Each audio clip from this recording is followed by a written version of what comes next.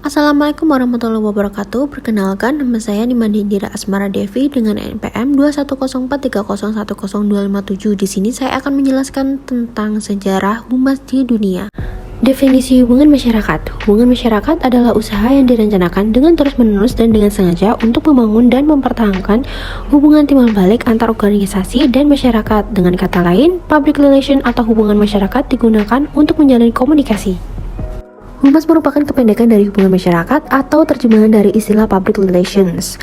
Sebagai ilmu pengetahuan, public relations masih relatif baru bagi masyarakat Indonesia. PR sendiri merupakan gabungan berbagai ilmu dan termasuk dalam jajaran ilmu-ilmu sosial seperti ilmu politik, ekonomi, sejarah, psikologi, sosiologi, komunikasi, dan lain-lainnya. Public relation yang sudah berkembang saat ini adalah hasil dari pengembangan hubungan masyarakat yang sudah dilakukan sejak zaman dahulu. Unsur-unsur dalam public relation sudah tampak pada kehidupan masyarakat dahulu. Unsur dasar seperti memberikan informasi, membujuk, dan mengintegrasikan sudah terterap sejak zaman dahulu. Ini dibuktikan dengan adanya hubungan harmonis antara individu dengan individu, individu dengan kelompok, ataupun antar kelompok. Hubungan ini diartikan dengan saling pengertian dan penyesuaian antara kedua belah pihak dan antar pihak mendapatkan keuntungan dan merasa senang. Sebagai misal, peristiwa penyambutan Mark Antony yang disebut meriah oleh Cleopatra yang dilakukan di tepi sungai Nil. Cleopatra hendak menunjukkan keindahan dan kelembutan dirinya melalui interpretasi sungai Nil sebagai seorang ratu. Hal ini secara tidak langsung merupakan pencitraan yang dilakukan Cleopatra terhadap Mark Antony. Cleopatra menginginkan pertemuan dengan Mark Antony akan berlanjut dengan kerjasama yang baik dan menguntungkan keduanya.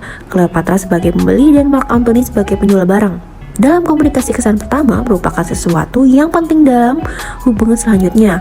Hal ini yang dimasukkan jika komunikasi pesan pertama buruk, maka kerjasama tidak akan terwujud. Oleh karenanya, Cleopatra berusaha memberikan kesan pertama yang mampu memesankan Mark Antony supaya keinginannya terwujud.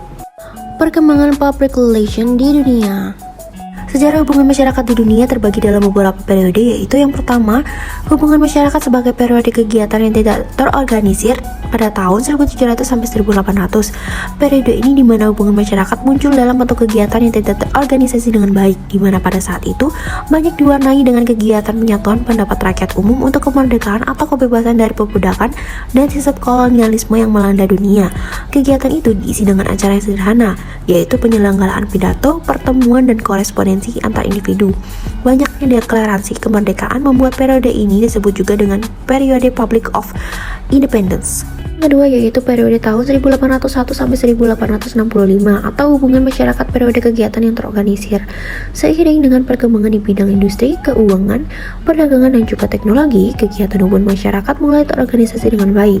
Hal ini terlihat dari pesatnya perkembangan hubungan masyarakat di perdagangan lokal, nasional maupun internasional.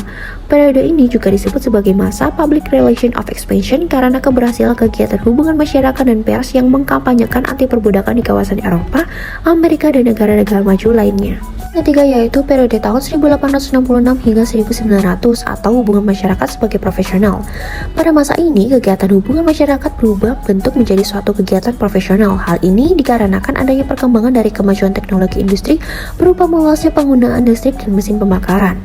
Hubungan masyarakat dimanfaatkan oleh para revolutionaries atau tuan tata perampok untuk kegiatan bisnisnya yang menganut asas laissez-faire atau sistem ekonomi monopoli yang tidak memperdulikan nasib rakyat atau para pekerjanya.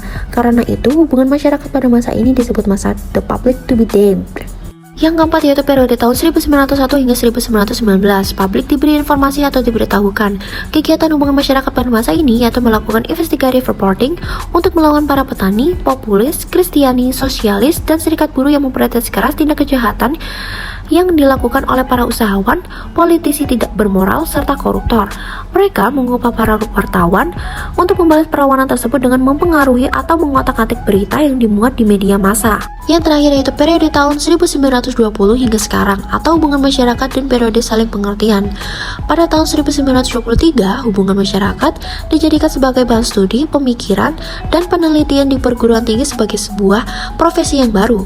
Perkembangan sekarang ini menunjukkan adanya penyesuaian, perubahan sikap, saling mengerti dan saling menghargai, serta toleransi di berbagai kalangan organisasi dan publik. Berikut merupakan gambaran beberapa kronologis public relation di dunia. Sekian presentasi sejarah humas di dunia dari saya. Atas perhatian Ibu, saya ucapkan terima kasih. Wassalamualaikum warahmatullahi wabarakatuh.